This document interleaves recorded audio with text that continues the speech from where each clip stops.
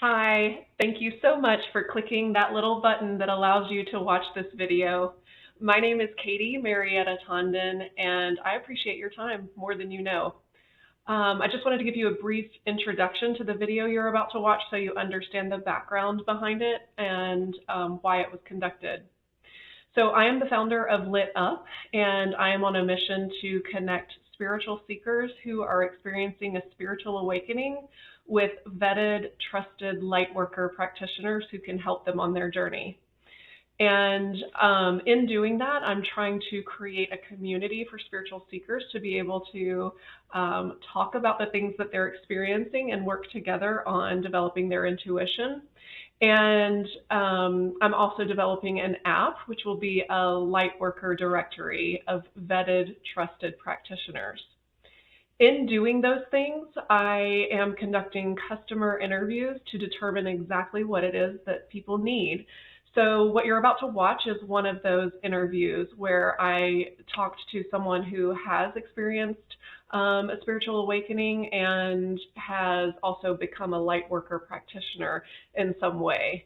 And so you're going to hear their story, their vulnerability, and courage in sharing it because it is such a sacred thing that we go through. And so I did want to just explain that that's what you're about to see, and also to tell you that my interview style is a bit dry, and that was intentional, although it might not be as pleasant for you to watch. It is because I was trying not to influence or sway their responses in any way. I wanted a true, authentic response from their viewpoint, and I didn't want to like encourage any answers in any particular way. So just wanted to give that brief background so that you understand where we're coming from and why I'm presenting this in this way. It's a little bit different than a podcast. Hello. Hi, how are you? Hey, doing well. How are you? Oh, good, thank you. It's good. I am so excited to connect with you. Same, same. Okay, so here we go. Okay. Right, well, I'm here with Makini Campbell, and she has so graciously offered some time to answer some of my questions, my burning questions that are going to lead me in the direction that I need to take for my business. So thank you so much for your time, and I really appreciate it. And I can't wait to hear your insights and what your experiences have been. So thank you so much. Awesome, awesome. Very excited to just be engaged in this conversation, as it's always a good, conversation to engage in. Yeah, absolutely. All right, well, I'll just drill straight into the questions, and Okay. I'm going to just let the energy flow wherever we should go. And Mhm. so if we need to dive into anything further, I'll just, ask you some follow-up questions. I will try to remain kind of neutral in my responses to you just so that I don't lead you a certain way. I want to hear truly 100% your take on things and not Okay. try to I don't want to try to influence you and how your responses are, if that makes sense. It So, does, it does, yes. okay. All right. So the first question is on the spiritual seeker slash spiritual awakening side, less on the practitioner side. Um, and we will get to the questions on the practitioner side. But the first question is think back to the moment when you first realized you were going through a spiritual awakening. What were you feeling, and what was the first thing you did after that realization? So, you said think back to the last moment, right? Because Well, I, the moment you first realized that oh, something was different and you were like, Oh, I feel like I've had so many of those, like throughout my time here on Earth. And so I'm thinking to myself, which one do I want to share, right? I've had one at very various stages in my life, you know, uh, as a little girl, as a teenager, as a young adult. Um, So, I guess what I want to give you is probably my last one, maybe okay, something that's current, right? And so, turning 50 last year, uh, I knew that I wanted to do something for myself. because of this milestone, right? And um, I didn't know what that something was. I knew it wasn't um, dinner, a party, I know people celebrate in that way. That's not the way in which I wanted to celebrate. I knew that I wanted to celebrate in a more, in a deeper way, Hmm. to become a little bit more self-aware. And so my birthday is in January, started a new year. So the idea, it didn't come then, you know. Um, it came in June, and it came, I want to say maybe 2 weeks before the trip that Okay. I would take, which really was an awakening. So in June, I usually go to like a self-care massage place owned by a couple in Connecticut, and I was online searching for maybe to get an appointment or something, and pops up a retreat. And I, tap in on it, and it says a meeting about the retreat is tonight. Huh. So I said, oh, okay, let me go into the meeting. Just so happens there's one room left for this retreat. And so me thinking, and the retreat sounded lovely. You were going to experience all these different self-care modalities. You were going to go with a group of light workers who's like-minded, and just really tap more into the different modalities in which I want to experience, because on the practitioner side, I don't want to offer anything that I can't speak to. And so this was an 8-day excursion to Ecuador. And of course, the price was like astronomical, right? But I was like, this is my 50th. This is my birthday gift to myself. So indeed, went on the meeting, met with all the people that was going, felt some good energy around that. And it was one more room left. And checked the airfare, checked how I was going to be able to cover this, and everything just aligned.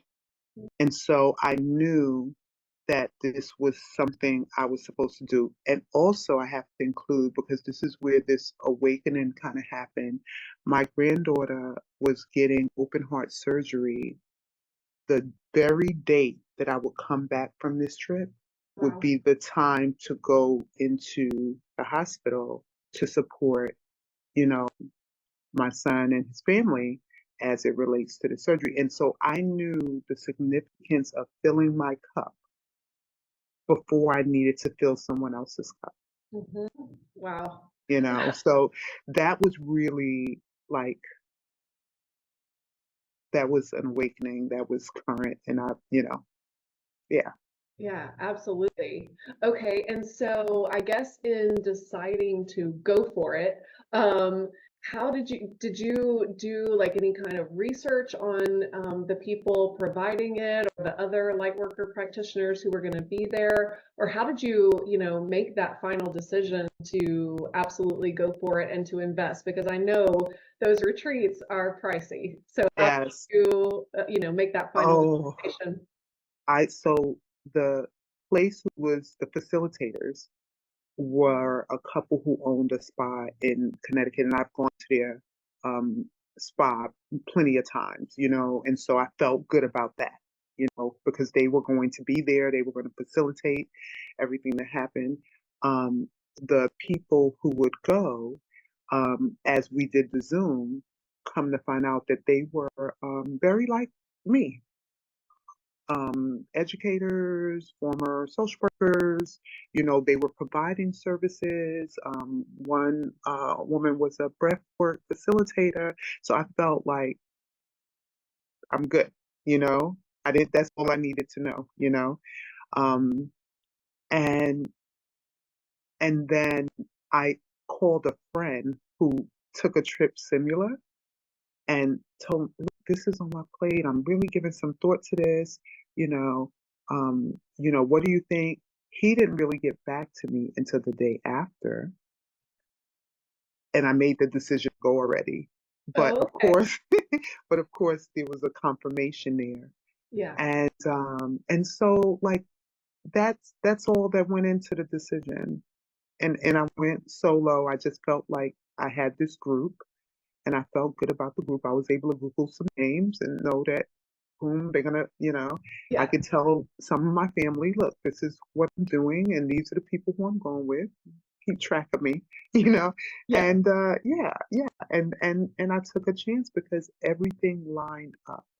Yeah. So Yeah. part of me in that awakening, when things align themselves, that's when I know Hmm. I can move forward, you Yeah. know. It's when you receive that full yes, yes, yes.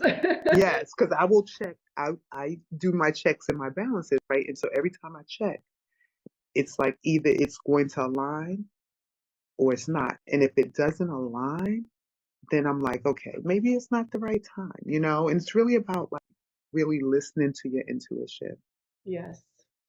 Okay, well, that is beautiful. I love how that aligned for you, and I would love to hear how the retreat went and like how you grew from it. Um, Oh, yeah, amazing. It was amazing. It was 8 days. It was a lot of integration. It was different modalities. It was massage therapy, sound therapy, breath therapy, um, music, art therapy. It was at the center of the equator of the world. It was just amazing. Lots of hiking and waterfalls and mountains. We were out in nature. It was farm to table food, so like it was amazing. It was just what I needed to fill my cup prior to having to go through what I had to go through once I got back. So it was amazing. I that's could I don't fantastic. think I could have given myself a better gift. Yes, I love that. I love that you made the decision to go deeper with the gift that you gave yourself. Yeah. I'm sitting here thinking, my 50th, something like that. Go for it. Go for Yeah. it. Go for it. That's Yeah. beautiful. I Yeah. love it. Yeah. Okay, so the awesome thing is that you were already established with the owners, and so you knew that the energy was there. You knew that they were respectable and trustworthy people. I guess I Mhm. want to see if there was ever a time, because you mentioned there were multiple times where you kind of took this. I do want to see if there were ever any times where you maybe were questioning what direction you were going to take, and did you seek out any assistance or guidance or resources where you really had to like do a little bit more due diligence of like, is this person for me? Was there ever a scenario like that where it wasn't so clearly aligned for you? Oh, for sure. So there's um there's so much going on in this space right now, this self-care, holistic wellness space, right? Everyone is offering everything.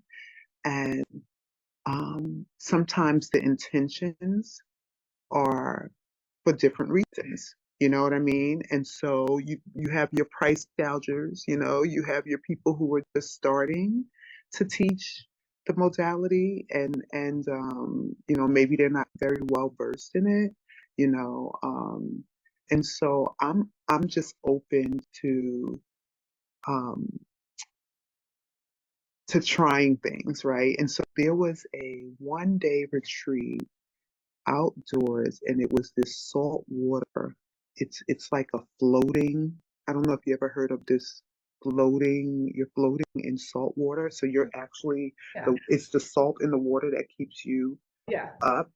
Uh-huh. And so she was having a half day retreat where there were going to be different modalities to facilitate it. And so I paid for it well in advance. It was nicely priced, and I was like, oh, I'm so looking forward to this. And as the day grew closer, the weather was just not cooperating. Hmm. And there was like thunder, lightning. And so everything was outdoors, it appeared, right? And so she texted us and put us all in a group chat together. And I was like, okay, now I got all of these people with my number, and this is going to be a whole new thing, right? So she texted us to see if we wanted to go ahead with it, or did, I guess, you want to either wait till the next time or get your refund, or but she put us on a group chat, which was like a no-no, right? Yeah. And I was looking at, I said, I don't want to be in someone's pool. It was going to be at somebody's house who I didn't know who the Mm, house was. So, I wasn't, I was very new to this group, and perhaps some of the participants have done some work with her before, whereas I didn't. So I opted to um, get the credit for the next time she was offering, so that, if it was good weather, I would participate. mhm, And so she wanted me to use the credit within a month mm. because she didn't know if she was going to be offering again. So it was just so many variables. It Uh-huh. wasn't like straightforward. And so that was kind of like for me, like red flag. I don't know. Yeah. Yeah. Instead of forcing it to be something that you wanted it to be because you had already made the decision, you were like, well, there's something leading me away from it. Okay. Yeah. Yeah. Uh-huh. And then it was when the variables are kind of like, okay, but what if it's only me thinking of it, then I'll kind of wait. But if it's on both sides, if something is coming up on both sides, then that's an indication to me that, wait a minute, maybe I need to relook and do something different here. Yeah. Well, and that's an amazing place to arrive to because it's hard sometimes when we get our minds set on something that we think is for us, Hmm. and then, we're redirected. And it's like, well, okay, I have to accept that that's not for me, Right. even though I really thought it was. Right, right. It's But like, there, okay, well, what do I do now? Because my heart was set on this, and yeah, how I'm going to replace what joy this would have brought me, and so you kind of go back and forth with that. But if it's not meant, then that's just not what I needed to do at that moment, and I'm okay with that. I've learned to kind of accept that. yeah. Okay. Do you have any other experiences in that area that you'd like to share, like where you reached out to a practitioner, Hmm. and there was any kind of confusion around that, or like, trying to figure out should I work with this person or not, and how you came to that decision, or even Hmm. like just finding resources, like as you maybe started to develop your spiritual beliefs, did you kind of say, I mean, I don't know if this is completely different than how you were raised or if it's just been a gradual progression. For me, it was abrupt. And so it was a huge like point of transition. But I just Hmm. wonder if during that development of your spiritual beliefs and what's guiding you now, did you ever like have any moments of confusion, or and how did you handle that, and what did you like reach out for as far as resources? So I can give you maybe another example where this may have happened twice, right? So perhaps I was reading a book on spirituality, and the book is the resource, and you really resonate with what the author is talking about, and maybe they're leading you to some other resource, right? And perhaps maybe they're leading you to what it is that they're facilitating, Right. right? And so this happened to me actually, and so I was like, because I love the book so much, I was like, oh yeah, I want to know what else they have on. So I decided to do like a 4-week class that they were providing, right? And I paid for the class. I was just so sorry. Hold on for 1 minute. Okay. I'm sorry. I That's was okay. so I was so impressed with the work of the author that I decided, oh, yeah, I want to take this a little bit further. Well, I went to the workshop, and it wasn't resonating with me. It Uh-huh. was a few more people on there, and I just felt like I didn't feel like she was organized. I didn't feel like she was providing anything different than maybe what the book provided, and I think it was a workbook that I had from the book. So then she started doing the workbook. So I said, okay, let me stay. I didn't leave right away. I said, let me stay. Maybe there's something here Hmm. that I need to get, right? And maybe it's the other women in the room and the interactions and the integration. Maybe there's something in that, right? So I stayed for the 4 sessions. And after the 4 sessions, I knew that's what I needed. I just needed to read the book, right? And okay, I had this experience, and even though this experience wasn't what I thought it would be, like that's it. And of course, she had some other stuff that she was, like inviting us to and to do and things like that. But I knew You after knew. that there Yeah. was nothing more that I needed to really um do there. Yeah, no, that makes sense. And that was the lesson for you, was that Yes. sometimes there are going to be people that we can get more and more from, but sometimes there's going to be just that one little bit, which was that book. And Right. and then, it's okay. I mean, you Right. thought maybe there was more, but there wasn't, and that's all right. And then, so the lesson too was like maybe instead of committing to like 4 sessions, perhaps I should have tried one to Mm, see if this was okay for me or this was something I was going to, get value from. You know what I mean? oh yeah. Especially when you're not familiar with the practitioner and you're not familiar, you know what I mean? Like Yeah. maybe try on one. I could have negotiated that instead of commit. I was just so, how you're on this like this spiritual high. You're like, yeah, I'm gung ho, I'm gonna right. And so you're committing to it at all. Well, it Yeah. all. Well, Yeah. maybe try out one. You Yeah. know, that was the lesson there. Okay. Yeah, I love that. And I'm trying to think in terms of kind of how this could look in the future. Like if there were people who are going through this and are looking for practitioners, and if there's some kind of way that they can have this like try it out, you know, Mm-hmm. method first with any practitioner. Mm-hmm. It could be any one of it, from shamans to psychics to, whatever the modality is, breath work, uh, Right. anything. Just this whole try it before you invest thing. I And love. you know what? And that's a good, and what you just said made sense to me because I know some practitioners that invite you to try what it is that they're offering at no cost. Hmm.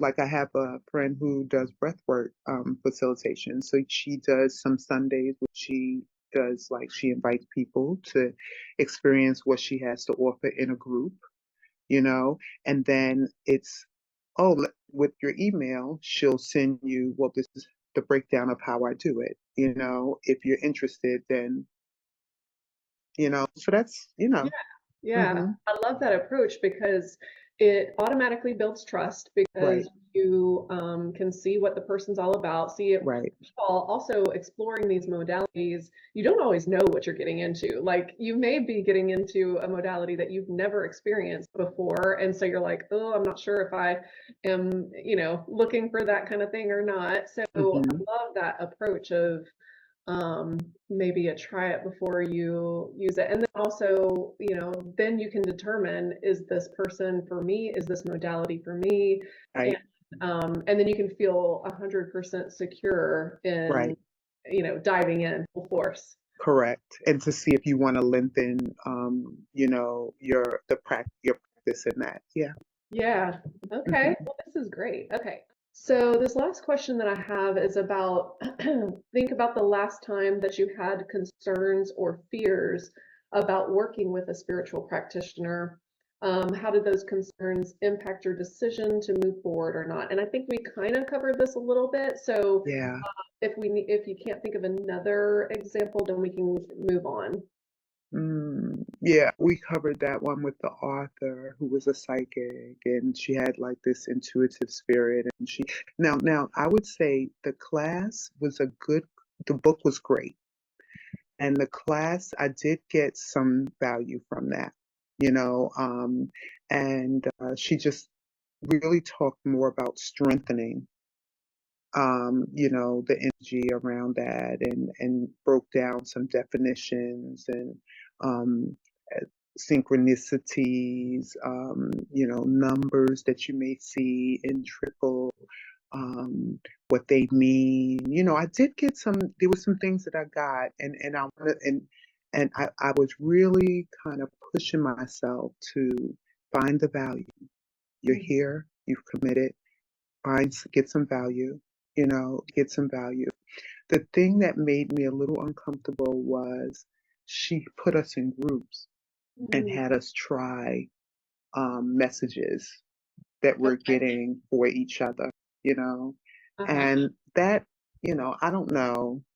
I mean, that really required me to have a certain amount of trust of a person who was just starting and just learning how to um, grasp their gift as I Yeah. was, So if I felt a little like, I don't know if I can do this. I don't know if I'm comfortable doing this. I can't imagine what the other person may have felt.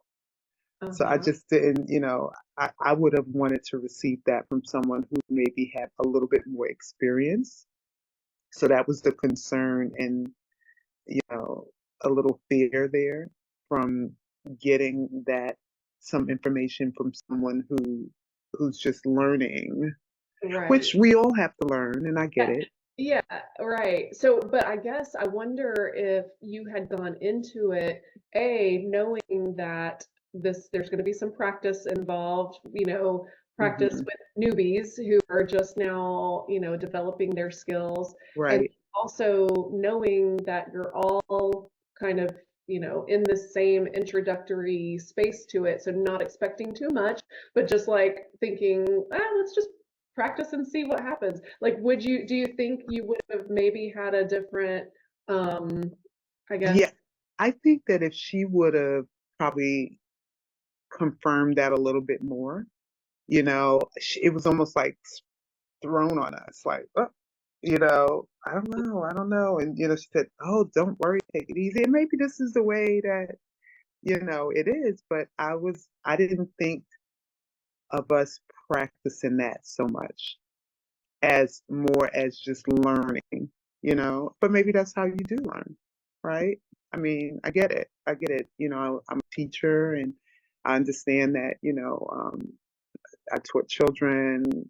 I, I was a guidance counselor, so I counseled children. So I understand that sometimes you have to put things in practice, you know. And so I just knew that once I've had that experience, I didn't feel as comfortable with doing it again and again and again.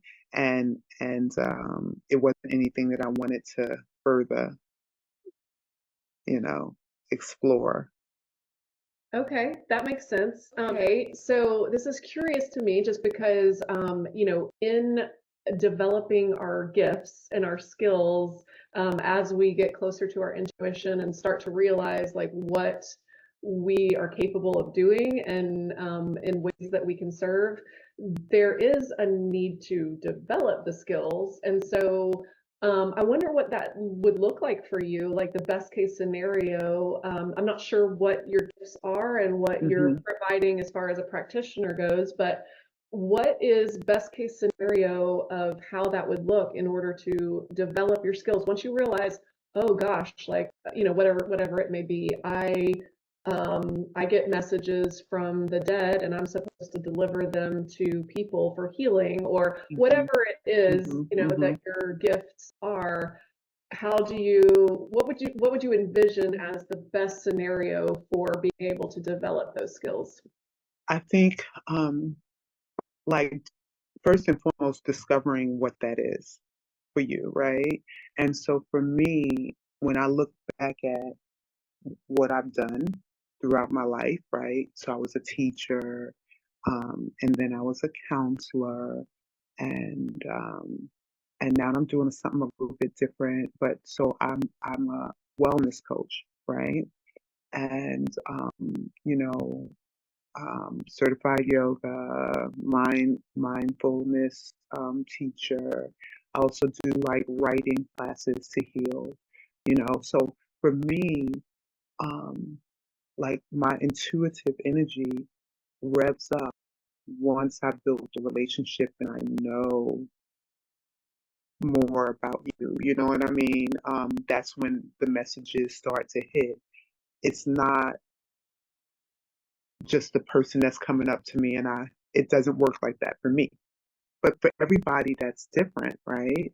And so if I'm put in a setting where I'm asked to just, or like I don't know you and I'm asked to give you a message that's coming to me, Uh-huh. that's not going to work for me. You know what I mean? It may work for you, right? It may not work for me. Um, when you mentioned something about the deceased, it's very interesting because I've been in situations where I've been around people right before they died. Like some people that are close to me. It was some closing that I had to do Mm. right before they died. And I didn't know what that meant. You know what I mean? And so someone was mentioning, well, you know what?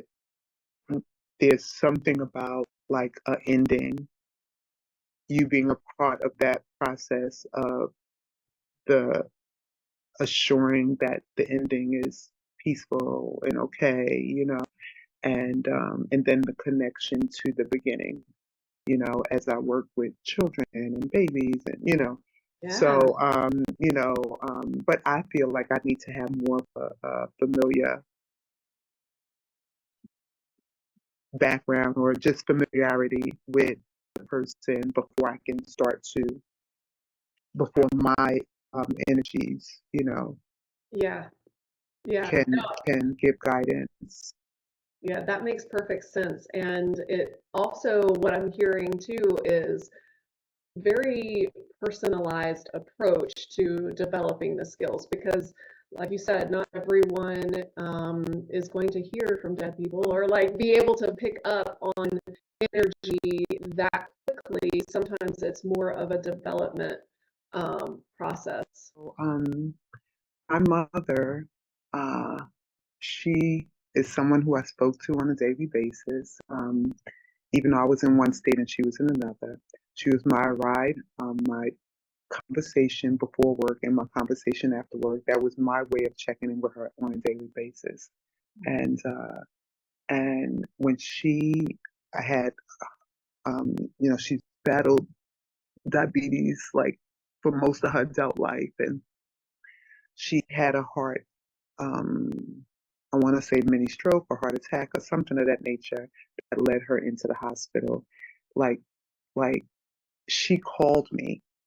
Mind you, I'm in a whole nother state. So she didn't call my aunt down the block. She didn't call my sister who lives there with her. She calls me, right? And I'm like, oh my gosh, mom, I'm calling them like, And so it landed her in the hospital and which eventually landed her in a nursing home. Like she never came back home from this, right? And I was so running from her. Like I was dealing with my children in another state and I would come back and forth to the city to check and make sure she was okay. And, it was nothing in my mind was telling me this was the ending of her life. She'll recover and, you know, but everything just started, her health was declining. There was always something else that was going to end in something else. And, I guess the seriousness of it, I had a hard time accepting. And uh, my son was playing in an all-star game, and he immediately after went to New York to see her, and then he had to go right back to because he's a professional athlete. He had to go right back to work, and we were in the airport crossing paths. So I was coming to New York, and he was heading back to where he's from, and we talked, and my mother was his favorite person. He calls her best friend, and I told him, this is probably the last time you're going to see her alive. I want you to know that, because that was just a hard time for us to accept it, right? Mhm. And so he went back, he cried, we held each other at the airport, and then I said, I'm going to, kind of say my goodbye, and and I went to the nursing home one time and with my cousins and my aunt, and she was mumbling some things, but it wasn't really coherent. And then we left, and then I went the morning of and brought her one of her favorite um, meals, some grits, and gave her a couple of spoonfuls, but she wasn't really eating it.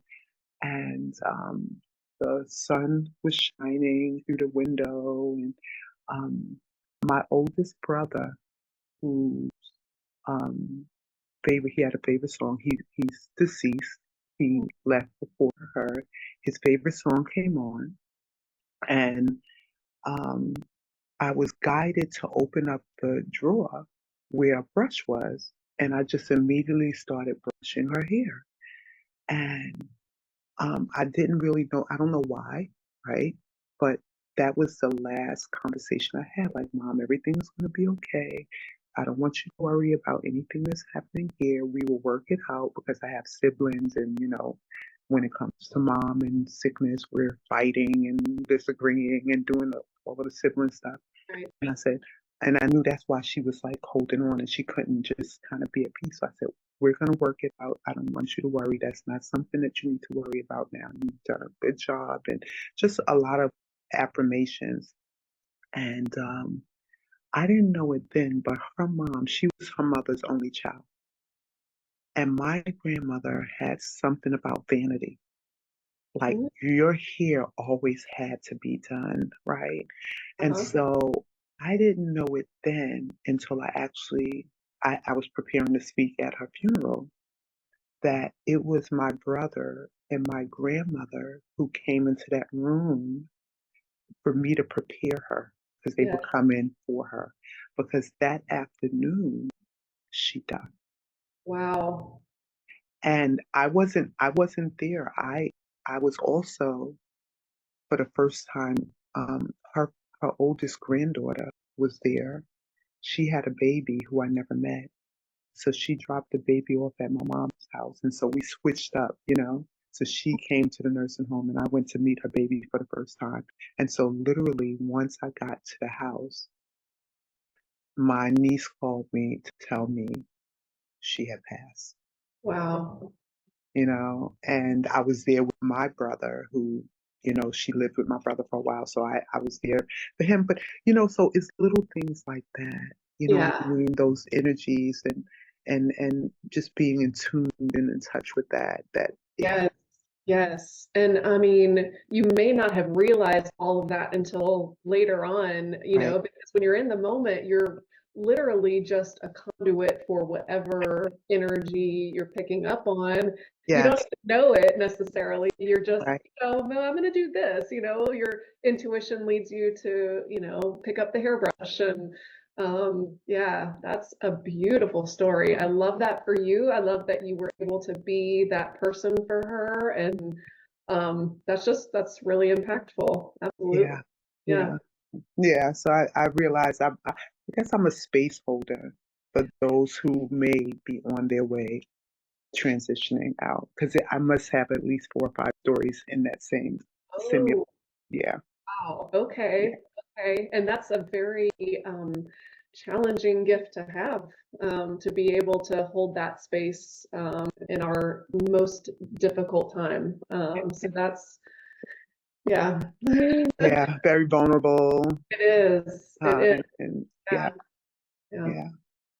Okay. Well, I do want to, I guess, allow you some time to talk about the practitioner side of things. Awesome. Okay. Yeah, and what that has looked like for you. So, I'm just going to dive into what it's looked like for you as a practitioner, and I want to start with what it's looking like as far as finding clients. So, Okay. think about the last time you tried to find and connect with new clients.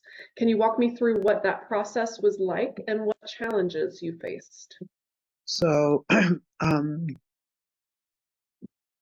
in trying to engage new clients, I'm using social media, different facets, website, email, social media. Like, I actually did like a little mini business course for the use of marketing, and how to market, right? And the different um, platforms and how do you market on that platform for which purpose, right? And so when it comes to finding new clients, I think it's for me, I've always took the approach of let me start within my circle and then they'll reach out to their circle, right? And then let me start within the communities that I belong to. Mhm.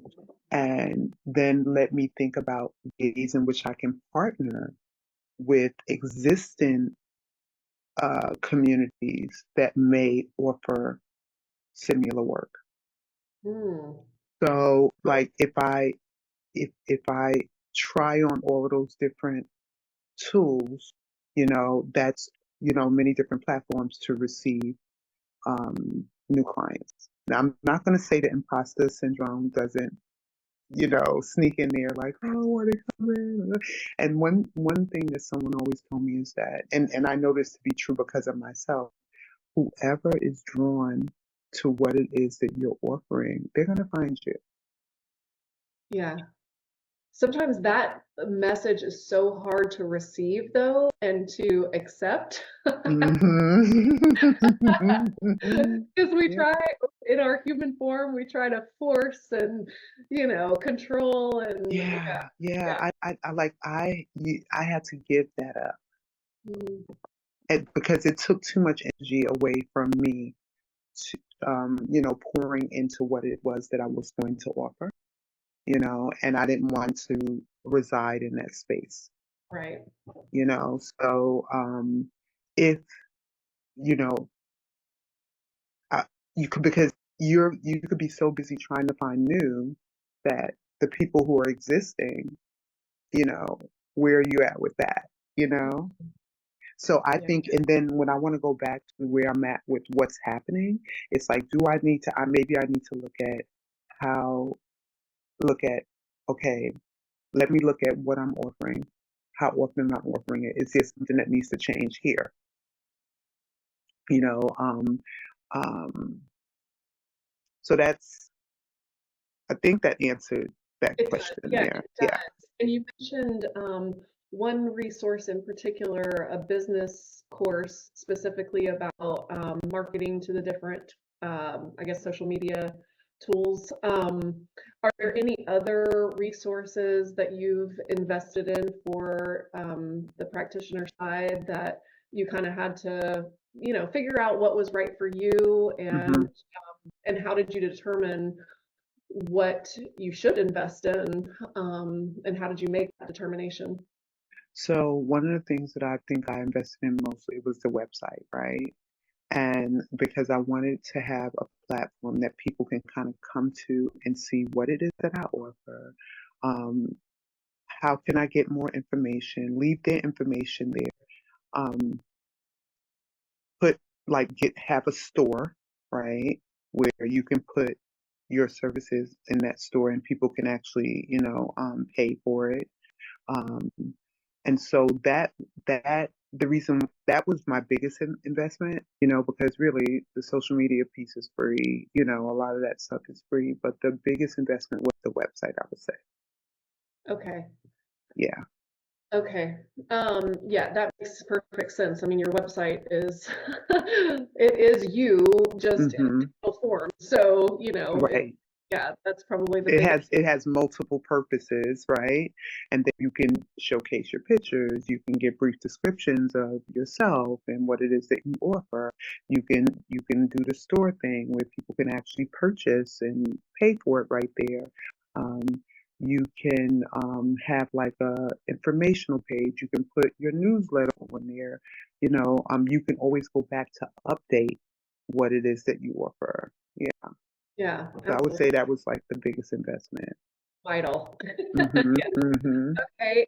So I know we spoke earlier about you attending this seminar where you had to kind of practice with other psychics and figure this out. Okay. I do want to, first of all, identify what are your services that you provide. And then secondly to that, how did you develop those skills that you now provide? Did you like practice with other people? Did you practice with, free clients at first?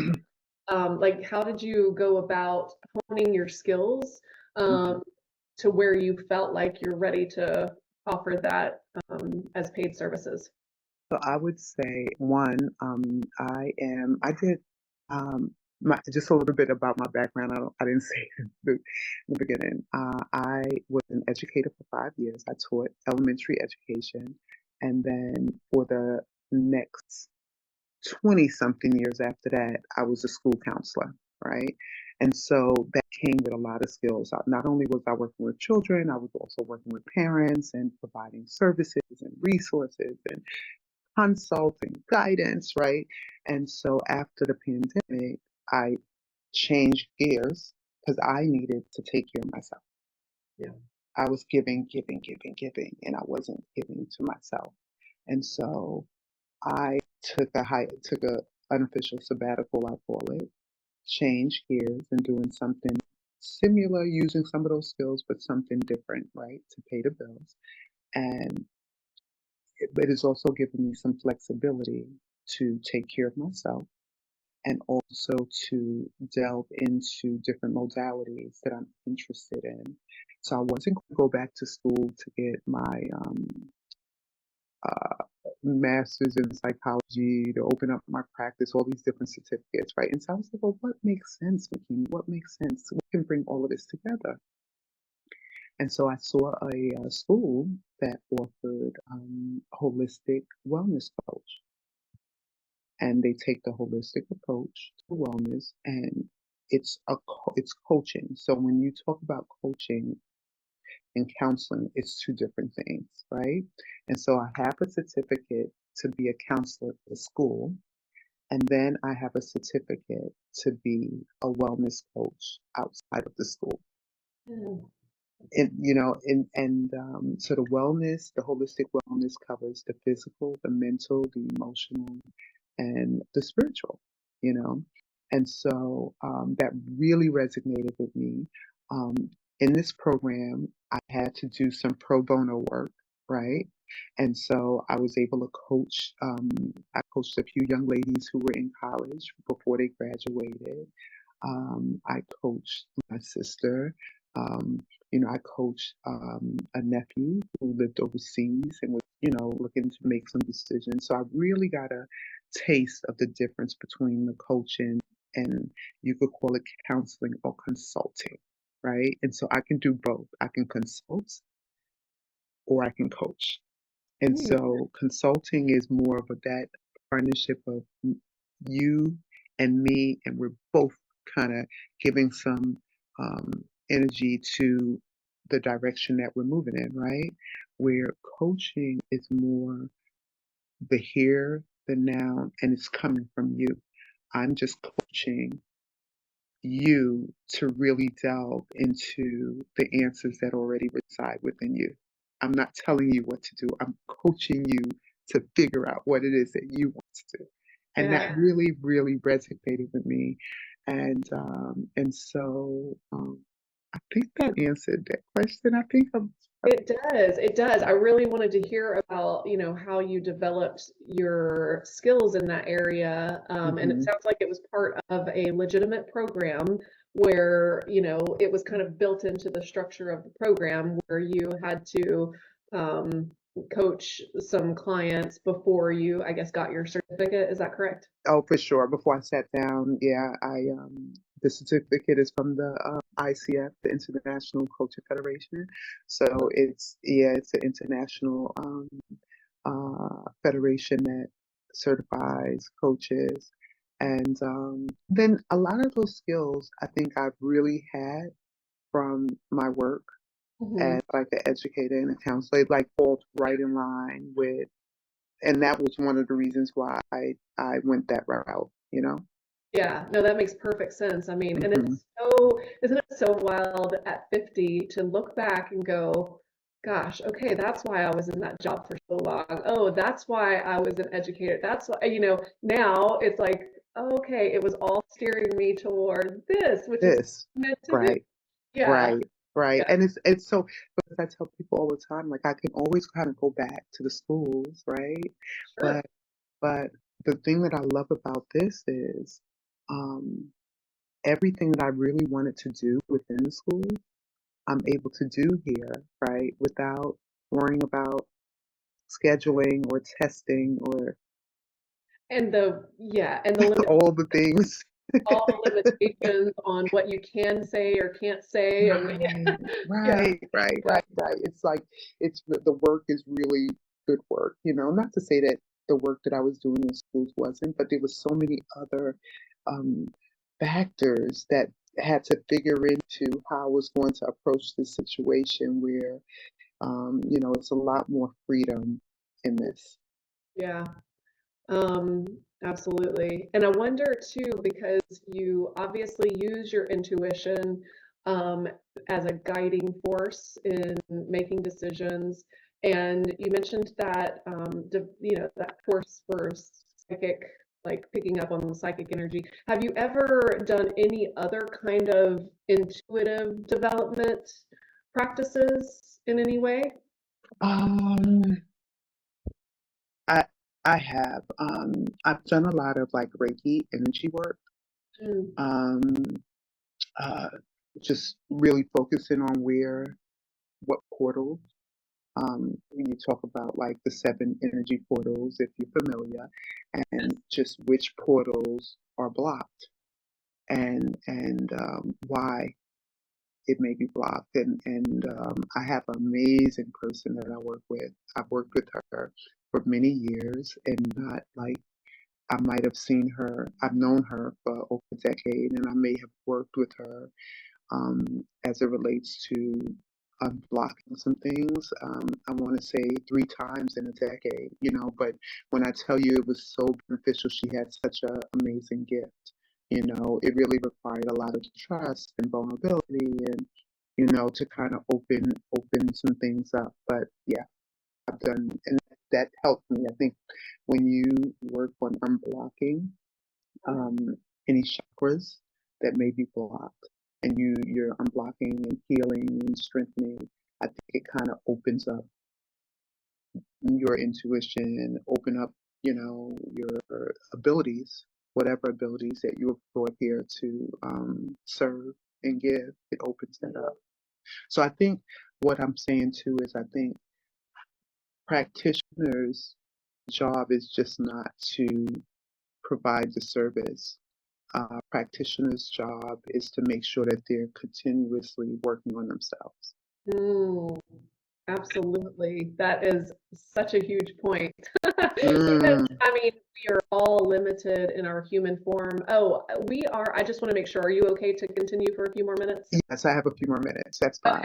Okay. Okay. I could talk to you Um, forever, I huh? know. I know. That's what I love about this. This does not feel like work to me Not because at all. it's so fascinating. Yeah. Um, but yeah, we're also limited in our human form. We all have limitations. We all have the blocks, like you're talking about, that we have to continually work on and allow to release. And Yes. so, if we're providing services to other people, we can only do to the extent that our limitations are allowing us to do. And so, Hmm. Hmm. yeah, so Hmm. it's vital that we continue to work on those areas. Yeah. Yeah. I would like to say, it's so funny because as a guidance counselor for many years, you're providing, right, these services. And I didn't always know how important it was to give myself to fill my cup. You know what I mean? And I think as women, Mhm. we're we're wired to fill other people's cup and to give and That's to give and right. to give and to give, right? Until we're totally depleted and we never give it back to ourselves, and we have to learn how to give to ourselves. you know, like that's huge. Yeah, well, because, until you 100% fully love yourself enough to give to yourself, Yeah, there is no, well, I won't say there is no love to give to others, but you have to have that inner love first before it will spill out enough. correct, correct, correct. I mean, inevitably, you're going to, meet the person who is, your enemy, and you cannot show that person love if you haven't given yourself what you need first. So, Oh, because it's such a humbling experience. It requires so much humility and and forgiveness and yeah, yeah, yeah, you're right on yeah. it. And I mean, so you have to do the inner work yourself to be Hmm. able to get to that place. It doesn't just happen. Like, Yes, it takes action, it takes effort, and continued, development. yeah, So, yes, for glad, sure. yeah, I'm glad that you mentioned that. Okay, well, I think, I mean, we have covered a lot of ground. So, but I did just want to ask, just in general, before we wrap it up, was there anything else that you would want to say? I mean, I am really, it's open book as far as like if there was anything along your journey, whether it was from a spiritual seeker side or from the practitioner side, where you were like, gosh, if only we had this to where I could do that, if there's anything that you've ever, thought of, let me. Well, one of the things, because I told you this area is so popular right now, right? Everybody's offering, right, the wellness and the retreats, which I think is wonderful. I, I don't think there's never not enough, Right. right? And I want the people who needed to have access. I, you know, I don't think there should be any um, thing stopping them from receiving it if they want it, right? And so, my goal as a light worker is to make sure that those who really need it, who may not be able to afford it, perhaps there's a sponsor who want to give, and then it can be used towards giving it to someone who really need it, or like maybe schools or organizations can fund it, if it means, providing the service for parents, um, collectively, or, I just think like that's really important because I see the offerings, right? And I know that people's time is valuable and they need to pay for their time, right? I just want to make sure that everyone has access. Yeah, gosh, I mean, I'm so glad that you brought that point up because part of my goal in what I'm doing is like I wanted to make sure that every lightworker practitioner who has the right intentions, of course, is capable of meeting their clients to their needs. And Mhm. in doing that, I was concerned that I would somehow get like only the practitioners who have a good following and have already developed themselves fully to be have a wide audience. And I was like, oh, I want to make sure that I'm meeting all of the light workers who, I mean, it could be you down the street, it could be Mhm. a Mhm. practitioner that only people know of by word of mouth, whatever. I want to make sure that I'm reaching all the light worker practitioners, but on the side that you just mentioned, making sure that all of the people who are in need of these services are also being met, despite what their limitations are. So I'm definitely going to keep it in mind.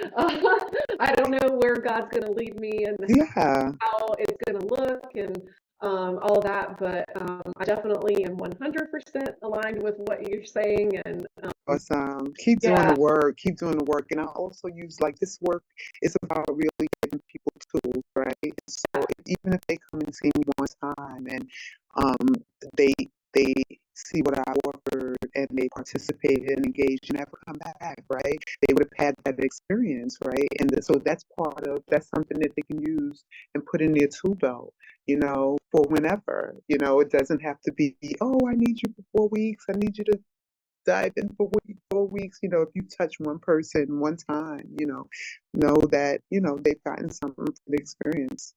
Yeah, and then that ripple effect Yeah, that puts out into the community, into the that's world. right. The universe. Yeah. No, yeah, yeah. Okay, so I guess just in wrapping up, tell us where we can find you.